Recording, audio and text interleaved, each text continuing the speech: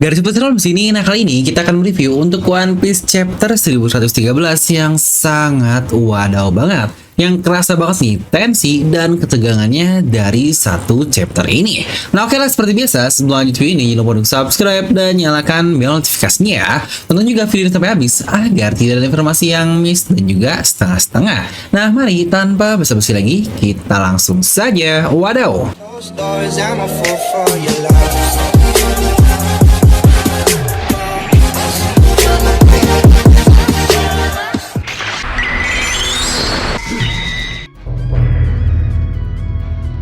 Dimana judul untuk chapter 1113 ini adalah Stalemate, yang berarti jalan buntu.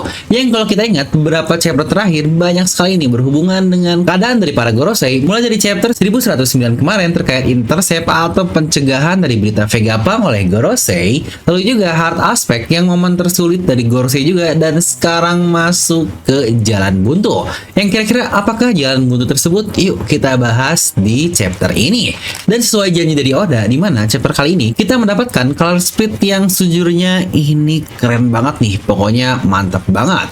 Oda emang gak pernah fail untuk ngegambar tiap color split yang ada dengan kalimat The King is a fighting piece, dimana ini adalah dua kata penting, dimana The King alias sang raja bajak laut dan fighting piece alias pertarungan mendapatkan One Piece, yang anjay cocok lagi banget. Nah dimana konsep dari color split kali ini adalah Tante Robin yang memainkan catur dari semua kru topi jerami, mulai dari Chopper yang menjadi pion dan terdapat 7 chopper. Padahal bakal keren ya kalau masing-masing chopper ini diperlihatkan setiap perubahan wujud yang chopper miliki, kan totalnya ada 7 juga. Tapi yang menarik adalah kita harus memperhatikan ada beberapa angka yang berbeda dari tiap masing-masing chopper, yang kira-kira apa ya maksud dari hal tersebut. Lalu juga selanjutnya ada Jinbei dan Franky, di mana mereka menjadi benteng yang sangat cocok juga karena mereka memiliki tubuh besar lah seperti seorang tanker, di mana Brook dan Usopp menjadi seorang peluncur atau Bishop, yang bahkan pakaiannya pun sangat cocok sekali sebagai seorang uskup. Dimana untuk Zoro dan Sanji mereka menjadi kenaik atau kuda, yang lucunya kuda Zoro malah mirip dengan Sanji. Nah terkait mereka yang berpakaian Zira ini, bukankah ada momen menarik di masa lalu? Oda pula pernah menggambar hal serupa dari color split di antara keduanya, dimana Sanji dengan Zira dan dia pun memegang tameng. Yang coba lihat gambar yang ada di tameng tersebut, bukankah sangat mirip sekali dengan Bakotsu atau Nusjuro? Apa mungkin itu foreshadow untuk Sanji di chapter ini yang dia menghajar Nusjuro? Dan coba lihat gambar untuk tameng dari Babang Zoro ini, yang apakah itu adalah gambar dari Mars? Yang apakah Zoro akan menahan Mars di arc ini, yang toh bukankah sama-sama mereka sedang ada di Labo PES? Yang lagi-lagi bukankah sangat menarik sekali?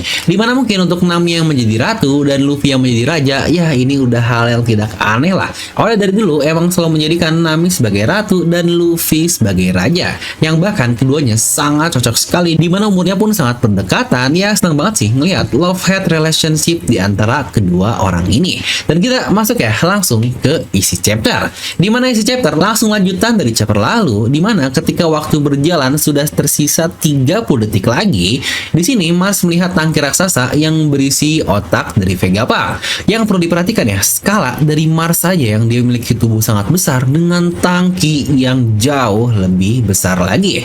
Ya sebagai referensi kita semua tahu ya, Vegapunk diambil referensinya dari Einstein. Nah bukankah otak Einstein juga dikatakan dibekukan ya sebagai sains doang lah? Yang apakah juga jangan-jangan itu menjadi referensi Oda kali ini, di mana otak dari Vegapunk yang dia pemakan buah iblis otak juga akhirnya dibekukan dalam tanda kutip di bagian sini, atau mungkin dimasukkan ke dalam tangki lah untuk case dari Dr. Vegapunk. Tapi yang menarik, dia benar-benar memotong kepalanya untuk dapat terus bergerak seperti itu. Makanya di sini Mars hanya menatap sambil terbingung, dimana kata-katanya pun menurut saya sangat-sangat dalam sekali. Ini terus berlangsung bahkan setelah kau tiada. Apakah ini wujudmu yang sebenarnya, Vegapunk? Jika begitu, apa maksud dari kematian? Apa kesadaranmu bahkan masih ada di sini? Yang sejujurnya ini adalah sebuah pertanyaan yang sangat fundamental tapi sangat filosofis sekali.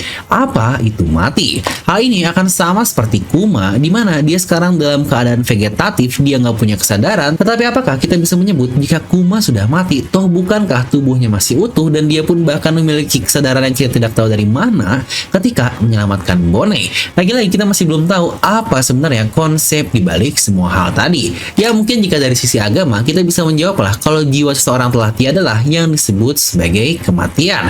Tapi dari sisi sains, apa itu jiwa? Yang aduh udah nggak usah dilanjut nih, karena mungkin nanti malah menjadi masuk kelas filsafat yang bakal susah banget nih. Tapi hebatnya Oda benar-benar mengekspresikan kebingungan yang sangat luar biasa pun dari wajah Saint Marcus Mas tersebut.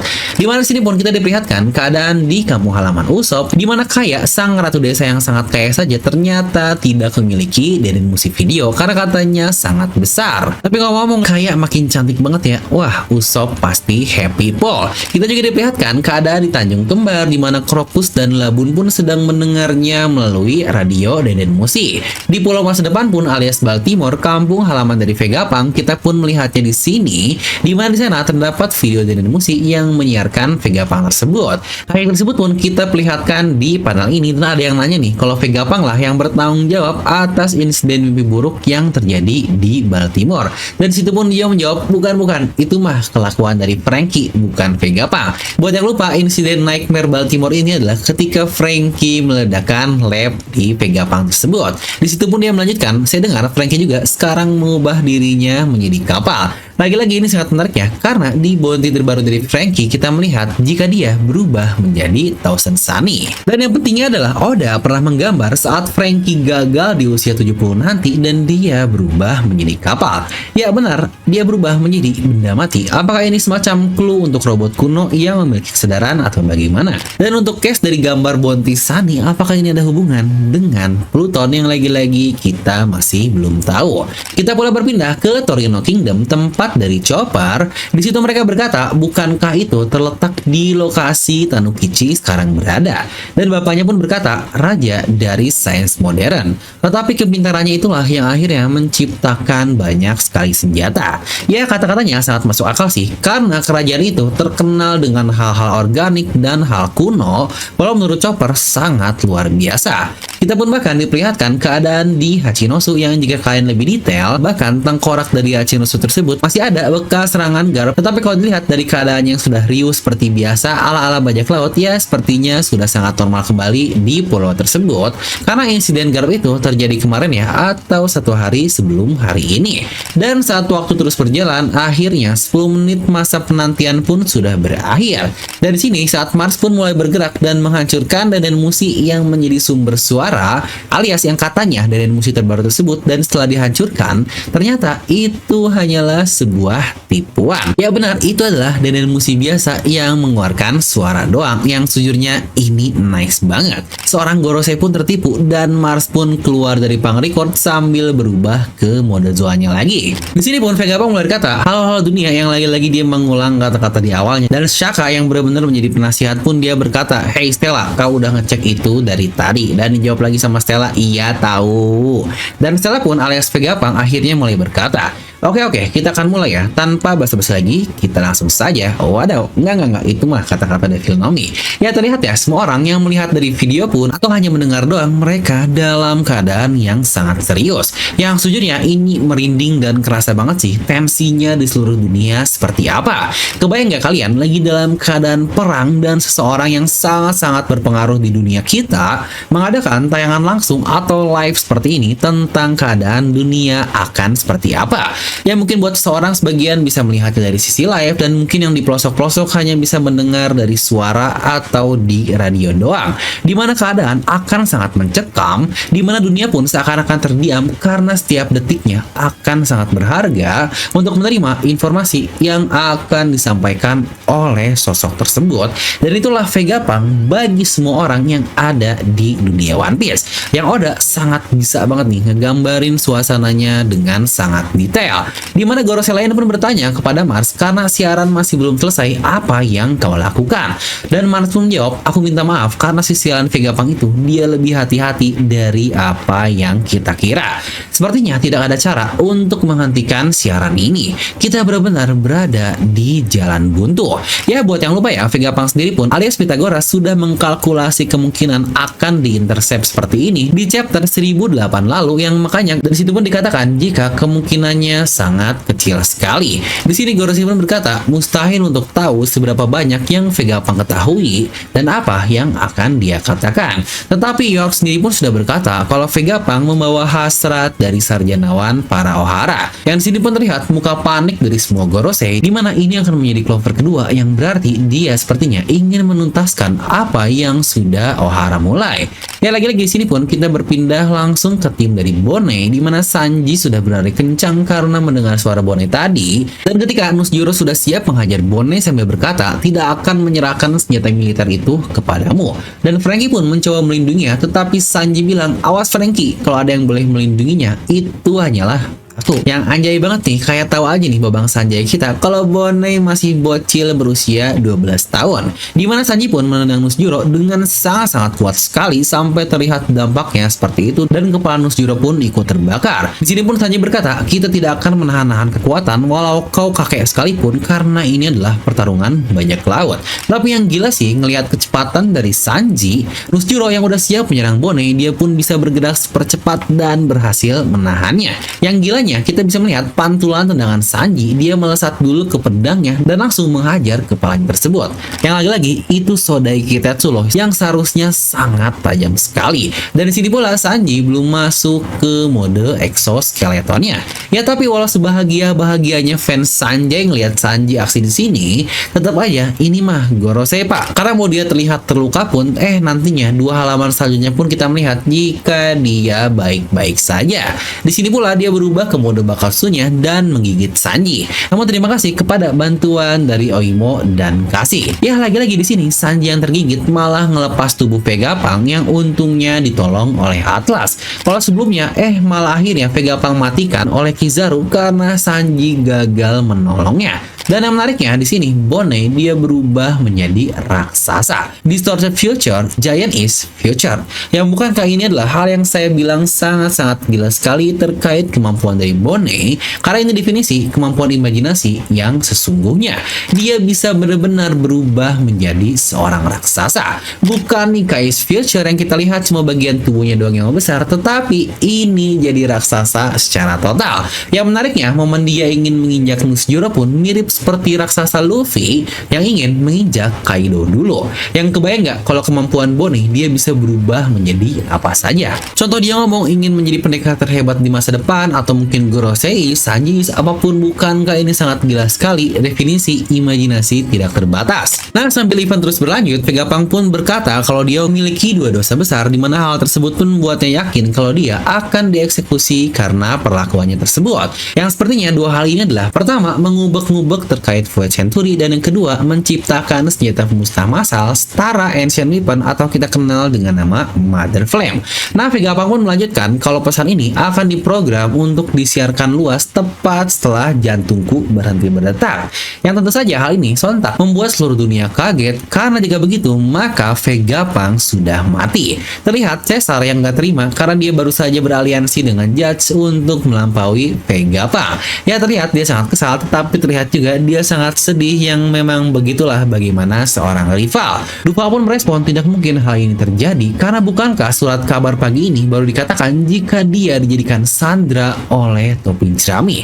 Dan Luffy yang tahu Luffy jelaslah nggak akan percaya jika Luffy bakal ngebunuh seorang seperti Vegapunk. Ya, tapi bagi dunia sebenarnya itu adalah hal baik, karena mereka semua mengira jika Luffy lah pembunuhnya. Ya, setidaknya sampai saat ini berita baik bagi mereka. Di sini pun Morgan terlihat ketar-ketir karena siaran ini bakal mematikan media print, makanya digitalisasi, bos. Lanjut, di sini pun Vegapunk melanjutkan, walau begitu saya mau berkata terus terang dan saya ingin kau untuk mengerti. Kumohon jangan berasumsi bahwa seseorang yang membunuhku adalah orang jahat, lagi-lagi terlepas dari siapa mereka sebenarnya. Saya juga tidak berniat untuk membahas benar dan salah kali ini. Vegapunk pun melanjutkan lagi, aku juga tidak berhak untuk menjudge hal-hal seperti itu karena aku tidak tahu apa latar belakang dan kenapa dia melakukannya. Ya balik lagi ya di sini Vegapunk nggak tahu siapa yang bakal ngebunuhnya karena ini siaran terjadi di masa lalu yang sudah dia siapkan. Jadi entah yang ngebunuhnya adalah angkatan laut, Gorosei, bajak laut, Luffy lah. Dia ngomong secara umum karena dia belum tahu siapa yang akan membunuhnya. Tapi tahu yang paling menyakitkan dari kata-kata Vegapunk barusan? Ya benar, kita semua tahu yang ngebunuh Vegapunk adalah Kizaru. Yang secara nggak langsung Vegapunk bahkan sudah memaafkan Kizaru tepat sebelum dia membunuhnya. Dan kita bahkan melihat reaksi Kizaru kan pasca dilempar oleh Luffy, dia terluka sangat dalam. Kebayang nggak semakin dalam gimana luka dari Kizaru setelah mendengar kata-kata seorang sahabat seperti itu yang wah merinding banget nih. Nah dimana kita pun diperlihatkan juga panel Saturn yang sudah sampai ke lokasi dari tim Nami. Dia marah sambil menyuruh mereka menyingkir karena nggak ada waktu untuk serangga-serangga seperti kalian. Dimana Robin yang masih ingat betul suara dari Saturn ketika insiden dari Ohara, disitu pun dia sadar jika itu adalah seorang Gorosei. Dimana Saturn juga adalah seseorang yang memerintahkan CP9 untuk menembak Clover pada saat itu. Wajar dong di sini Robin sangat shock sekali. Di sini pun Saturn berkata, kau pasti nih Robin, seseorang yang lolos dari Akainu yang bodoh itu. Nami yang cepat tanggap pun akhirnya langsung ngeh dengan keadaan dan berteriak, kita semua harus melindungi Robin bagaimanapun caranya. Yang sejujurnya satu halaman ini sangat-sangat epic sekali. Dimana satu halaman tetapi terasa banget nih feel deepnya dan terasa sangat lengkap sekali. Nami yang cewek loh, dia sampai relain badannya buat tolong Robin. Terlihat juga Usopp penyerang tangan Saturn lah, guard point chopper pun sangat kuat karena bisa menahan kaki Saturn yang ada racunnya. Menariknya pula di sini Zeus Nami lagi-lagi berubah menjadi hitam. Yang sejujurnya ini sangat penasaran sih karena bukankah tag dari Nami warnanya berubah-ubah, tetapi Zeusnya selalu menghitam, yang apakah itu haki atau bagaimana kita masih belum tahu. Tapi lagi-lagi tentu saja dari semua karakter ini yang paling berbeda mah tentu saja Brook. Dia dapat memotong kaki Gorosei dengan mudah. Ya levelnya berbeda lah untuk Brook ini. Dimana siaran pun masih terus berlangsung, dimana Vegapunk pun berkata, aku yakin kalian akan sulit menerima hal ini dan banyak yang akan menertawakan aku. Tetapi tetap tugasku untuk memberitahu semua orang akan isu ini. Dimana terlihat di sini Mars kembali ke lokasi lab tempat York berada. Dia nggak bisa merasakan ada sinyal berbeda dari dalam lab tersebut, dan York sendiri pun masih mikir keras nih karena dia Vegapunk, tetapi dia nggak tahu bakal nyembunyiin hal tersebut ada di mana. Karena ini satu-satunya cara bagi dia untuk menjadi seorang Tenryubito. Tapi yang menariknya, apakah Vegapunk tahu ya ada beberapa satelit mencurigakan? Karena kalau kita ingat, ketika siaran ini berlangsung hanya ada beberapa satelit doang nih yang ikut bersama dengan Stella atau Vegapunk, yaitu cuma ada Shaka dan Pythagoras saja, di mana Lilith, Edison, dan York tidak ada di dalamnya. Dan dari cara York yang nggak tahu tentang keberadaannya, apakah ada hal-hal yang tidak disinkronisasikan ke Pangricot oleh pemilik otak alias Stella ini? Dimana Mars pun yang udah sangat bingung sekalipun, dia akhirnya bertanya kepada Gorosei lain, apa kita harus menghancurkan seluruh lab untuk menghentikan ini? Yang bakal terlihat loh, Mars di sini sangat panik karena tubuhnya bergetar. Saturn menjawab, itu bukanlah pertanyaan, karena kapal-kapal angkatan laut, para pasukan, dan senjata-senjata lain, bukan hanya mereka sajalah yang akan hilang dan dilanjutkan oleh War Curie, tetapi kita juga akan kehilangan satu-satunya cara untuk menciptakan Mother Flame. Ya benar, mereka masih sangat menginginkan Mother Flame dalam keadaan seperti ini. Yang wajar saja sih jika itu menjadi satu dosa besar dari seorang Vegapunk. Dan kembali lagi ke siaran dari Vegapunk, di sini Vegapunk pun langsung gercep tanpa babi bunyi bahwa dunia kita akan tenggelam ke dalam lautan. Dengan satu panel simple tapi super epic banget. Detail luar biasa, kita diperlihatkan tampak jauh dari Pulau Eket dengan samudera besar yang menjadi fokus utamanya. Ya benar, berita ini disiarkan di satu insiden besar yang terjadi di Pulau Eket. Dan paling terakhir pula ditutup dengan kita yang diperlihatkan duyung-duyung yang sedang berenang bersama ikan paus di kedalaman lautan. Yang kira-kira apa yang akan terjadi? Yang sejujurnya menurut saya ini adalah chapter yang sangat-sangat gila banget. Saya suka banget sama detail simpel yang udah bawa di chapter ini, mulai dari ekspresi orang-orangnya yang lagi panik, bahkan seorang Gorosei sampai bergetar seperti itu. Lalu juga bagaimana Oda memainkan tensinya dibuat menegangkan dan membuat kita juga nih yang baca ikut-ikutan tegang, kayak detik per detik yang ingin disampaikan oleh Vegapunk pun terasa oleh kita di chapter ini. Karena bukankah kita juga sebagai pembaca yang melihatnya dari sudut semesta One Piece nggak tahu apa yang bakal diucapkan oleh Vegapunk. Apalagi orang-orang yang berada di dunia One Piece ini sendiri. Yang wah gila banget sih, Oda sangat masterpiece sekali. Jadi akan saya kasih nilai 10 dari skala 10 untuk chapter 1113. Terutama dari pacingnya yang luar biasa. Ya buat kalian sendiri berapa untuk nilai kali ini? Coba tuliskan di kolom komentar ya. Jangan lupa juga minggu depan kita akan libur. Nah jadi itulah untuk video review kali ini, kan bisa tuliskan pendapat kalian di kolom komentar di bawah. Dan seperti biasa semoga kalian terhibur dengan video ini. Like aja kalau kalian suka, dislike kalau suka, jangan lupa untuk subscribe dan juga share video teman kalian. Gue Develo pamit and I'll see you guys next time.